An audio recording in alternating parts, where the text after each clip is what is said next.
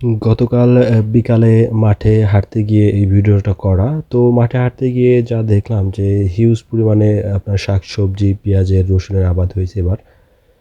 তো যেটা দেখলাম যে আপনার পেঁয়াজের এবং রসুনের আবাদটা এবছর একটু বেশি পরিমাণে হয়েছে। যেহেতু পেঁয়াজের দামটা একটু বেশি, হয়তোবা কৃষক যারা আছে তারা চিন্তা ভাবনা করতেছে যে পেঁয়াজের দাম বাড়বে।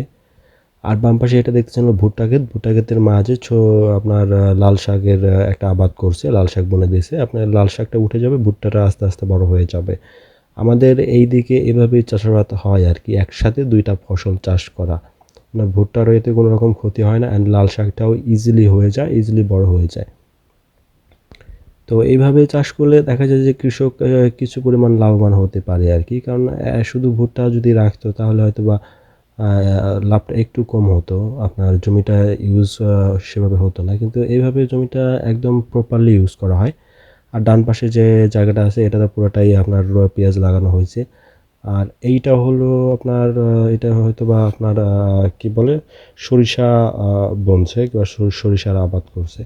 অনেকেই আবার কি করে সরিষার মাঝে আপনার ধনিয়া পাতা বা আ সজের পাতা এটা বুনে দেয়। আস্তে, আস্তে উঠায় ওটা বাজারে বিক্রি করে দেয়। একেকজন আরকি একেক রকমভাবে চাষাবাদটা করে আমাদের এইদিকে। আবার সামনে আপনার আমি একটু দেখাই।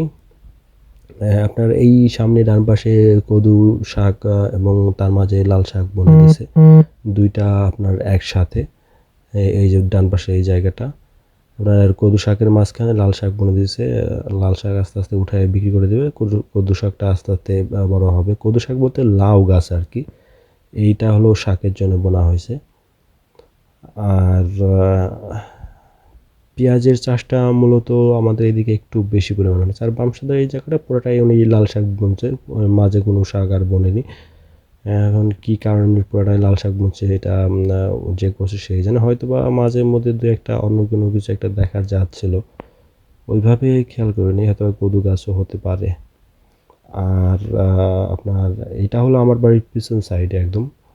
আমার বাড়ির পিছন সাইডে এরকম চাষাবাদটা হয়। আপনার শাকসবজি, পেঁয়াজের চাষাবাদ হয় অনেক, অনেক পরিমাণে হয়। অনেকেই দেখা যায় যে এলাকার ছোট বাচ্চা-কাচ্চারা কিংবা মহিলারা বিকালের পর থেকে ব্যস্ত থাকে শাক, লাল শাক, ডাঁটা শাক এগুলো উঠানোর জন্যে।